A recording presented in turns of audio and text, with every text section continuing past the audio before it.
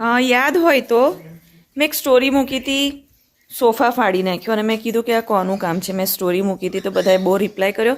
મેં લખ્યું હતું, જવાબ પણ આપ્યો હતો મેં, ખિસકોલી. એમાં જો સોફા જો બતાવું, આજે આખી સ્ટોરી હું તમને કહી દઉં. ઓકે, આમ જો હાલ જો અમારા સોફાના ખિસકોલી. ઘણાએ બહુ રિપ્લાય આપ્યો. સ્ટોરી હતી, યાદ હોય ને તો યાદ કરજો કે આ કોનું કામ છે. જો દૂરથી જો, બરાબર.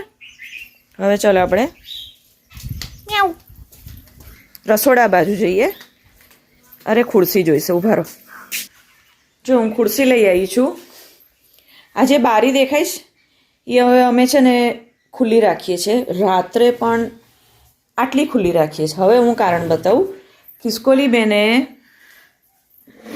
અમારા ઘોડાની ઉપર માળો બાંધ્યો છે.